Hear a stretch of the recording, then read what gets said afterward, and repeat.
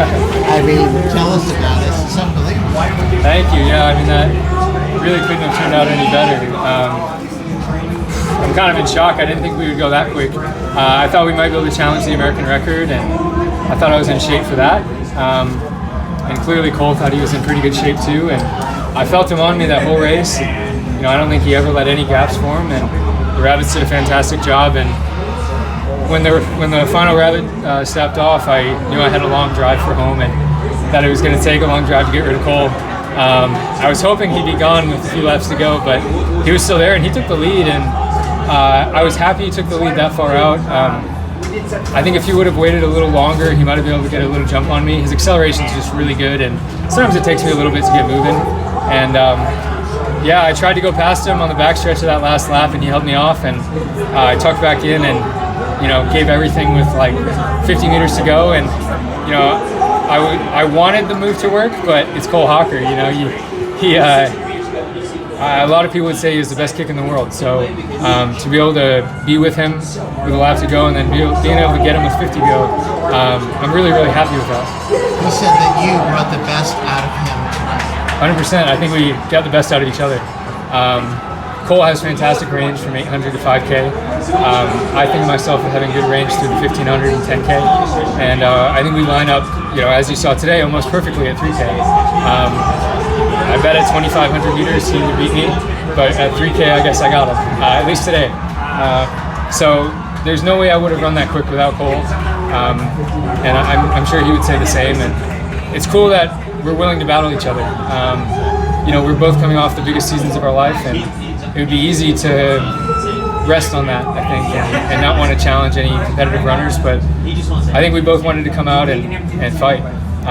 And I think you'll see the same thing in the mile coming up with Josh and Yard. I think, you know, those guys could go into hiding if they wanted to. They had fantastic seasons last year, but they wanted to come and compete and race the best people, and that's what the sport's all about. How did the race last week affect you, the 333? Did you feel it in your legs at all, or feel the effects of that? No, I didn't feel it in my legs. I think if anything, it was a benefit. You know, just getting a little acceleration, a little speed work. I think that's something I always need to work on, and this was, I think it's possible I wouldn't have won the race today if I hadn't done that 15 last week. It sharpens you up a little bit and gets you in that race mode, and I think the intrinsic taper that you have to do for a race probably gives you a little, like, what's the scientific term? Super compensation from all the hard training, and I think it helped me a lot. What's the overall emotion a few minutes into having that record? Excitement. Yeah, I mean, it's a world record. You know, is it an Olympic distance? No, it's indoors, and, you know, have the greatest of all time given their best at a 3K indoors? Probably not, but I'm the fastest person ever to run a 3K indoors, and that's a pretty cool feeling. And that's a very competitive time that I ran, and a very competitive time that Cole ran, and a good battle to the line. It is February, so, you know, ultimately this isn't the most important thing I'll do all year, but it's a great feeling. Really, really happy where my fitness is, and I'm happy I was able to close with one of the best closers in the world. So yeah, that's good. In your mind, like going into the race, were you expecting, like, once the pacers dropped off, to just take it for the rest of the race? Or?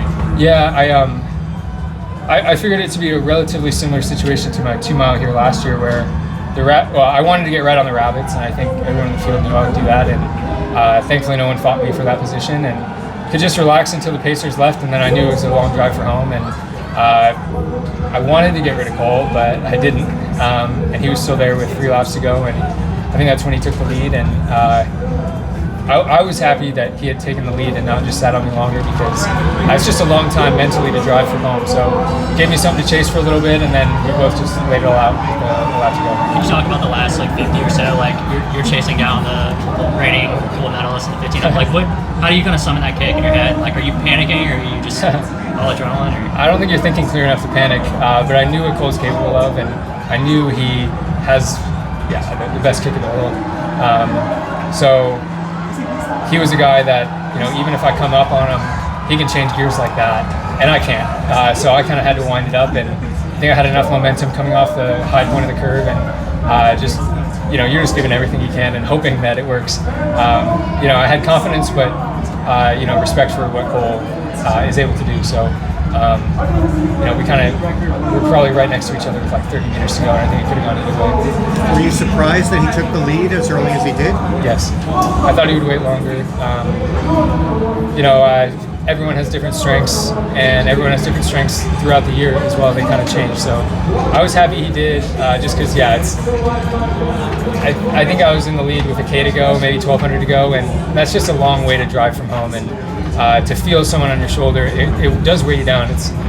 I feel like I work way less when I'm following. So I was happy that he took it with 3 laps to go, and I was surprised that he took it that early. I thought he would wait a little longer, but everyone's doing what they can with their fitness to put themselves in the highest percentage chance to win the race, and I think that's what he was going for. And I tried to go around him on the backstretch, and I couldn't get him, and so I had to kind of reset for a second and just throw everything into the last 50.